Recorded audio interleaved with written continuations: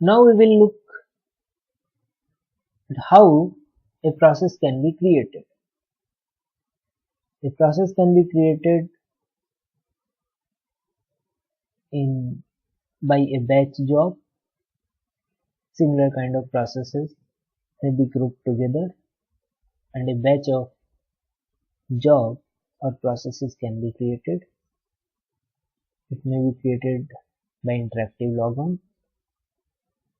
A process may be created by operating system in order to provide some service, or an existing process can create a new process. So these are the four major ways in which a process can be, or a new process can be created. When a process is created, there may be two possibilities with regard to their execution. Concurrent execution of parent with child process. So a concurrent execution will take place for parent and the child process. Now the question comes, which process will execute first and which execute second between parent and child process? Parent will execute first or the child will execute first? Will parent execute first or the child execute second? In which order parent and child processes will execute is a question. So they will be executed in concurrent manner, but the order will be decided by your short-term scheduler. We cannot comment that parent will be executed first or the child will be executed first. It totally depends on your short-term scheduler that which process out of these two will be picked up to execute next. But definitely they will be executed in concurrent manner. That means in context switched manner. The parent waits until some or all of its children have terminated. So parent has to wait until its children have terminated. Why? Because parent is responsible to flush the memory of child process's address space. Right? Similarly, there are two possibilities with regard to address space. A child process is a duplicate of parent process. Here duplicate means the address space of child process is exactly the same copy as that of parent process. So even program counter, the address values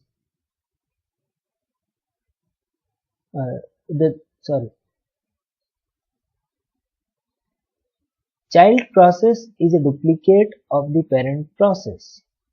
That means the address space of your child process is exactly same as that of parent process. So program counter as well as all the register values of the CPU are same in child process and the parent process. So execution of child process will also start from where parent process is executing. Why?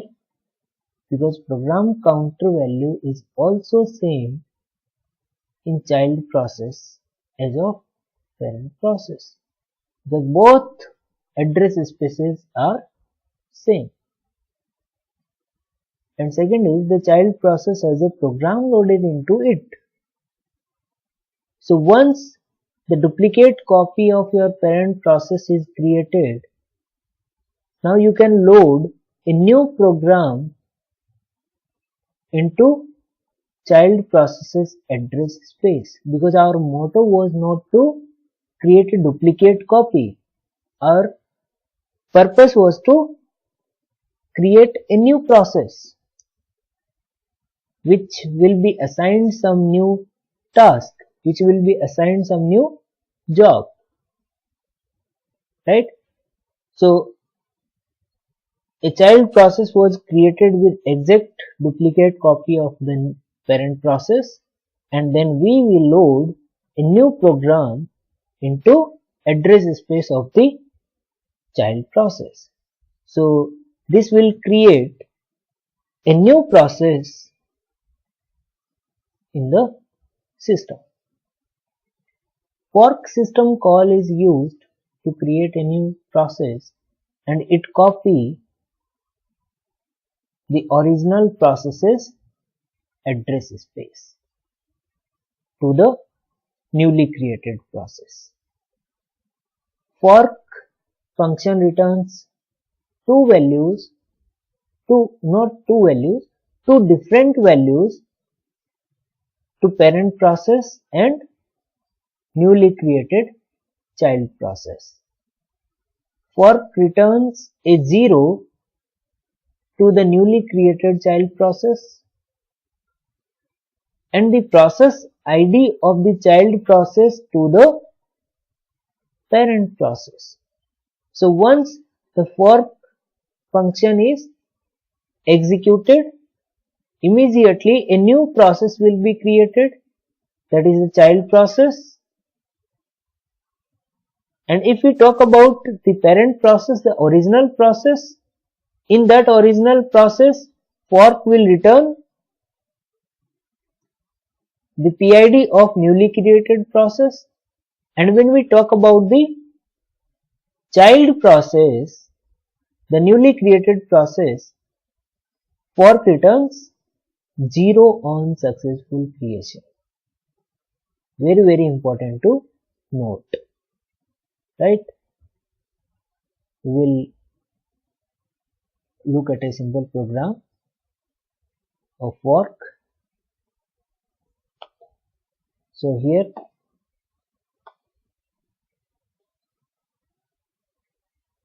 void main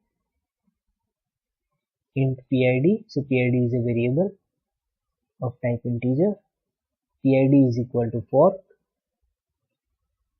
We say that this is our original process P1, in which PID is equal to fork. When this system call is called, a new process, say C1, that is the child process, is created. Now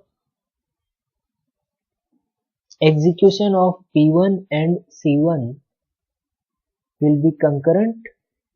We don't know whether P1 will be executed first or P2 will be executed first, or in which manner P1 and C1 will be executed.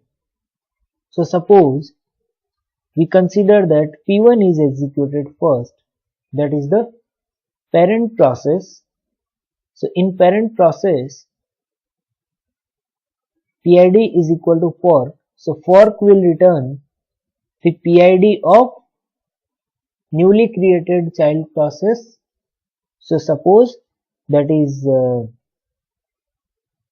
PID underscore C. So in parent process P1, PID value is equal to PID underscore C. That will be some non-zero value greater than 0 value. That means this if statement will be false. This PID equal to 0 statement again false. Else part will be executed in your parent process, and parent process will execute this wait function. Wait function is used to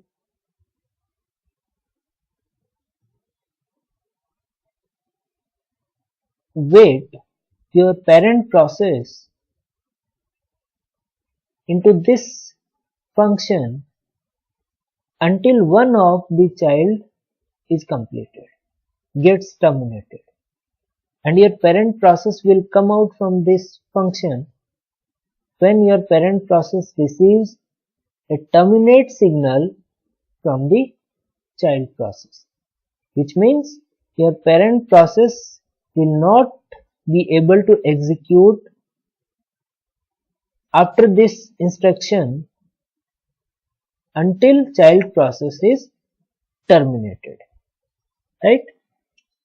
So when parent process is waiting into this statement, meanwhile your child process gets executed, and as we discussed in previous slide, that your child process will start its execution exactly from same point where your parent process was executed after the fork statement. Why? Because at this point your child process was created, and when your child process was created, it was created with the exactly same address space as that of parent process. So at this point of time, your parent process was having program counter value that belongs to this instruction. So in your child process also, your program counter's value will be this same instruction, right? So in your child process, fork function returns 0 on successful completion. So in child process, PID value is equal to 0. This statement is false. It will come out PID equal to 0. It's true. Exec LP. Exec function is used to replace the program of a process in the address space. So first argument defines the location where your program is placed. So under the root directory, bin directory, in the bin directory, ls directory is there. So in this ls directory, there is a program named ls. So load this program with argument null to this child process to make it a new process of type ls that is different from your parent process, because parent process has just created a child process, and now parent process is waiting into this statement for your child to be terminated. So now we have created a totally different process than the parent process using fork and exec, right? So once this statement is executed, so your child process will execute ls, which displays directory list of directories and files of your present working directory, that is pwd, right? And then it will terminate its execution. So child process is terminated at this point. Once child is terminated, it will send a signal, termination signal about itself to the parent process, and once the parent process gets the termination signal, it will come out from this statement wait, and it will print the child complete and then exit 0. So this is how fork system call is used to create a duplicate process, and exec is used to replace the program code of a process, and we have created a totally new process using fork and exit. A process can be terminated in many ways. So one may be normal completion. A process may be terminated when the allocated time limit exceeded, when memory is unavailable, bounds, some violations, some protection error occurs, arithmetic error occurs, invalid instructions have been executed, some data misuse has been done by the process, operator or operating system intervention, like when we press Alt F4, parent is terminated, or some parent request occurs to terminate the process. These are two system calls to terminate a process: exit and abort. Exit system call terminates a process and it also flushed out its memory, whereas abort terminates a process but it does not clear the allocated memory or the address space of a process. So that is the difference between exit and abort system call.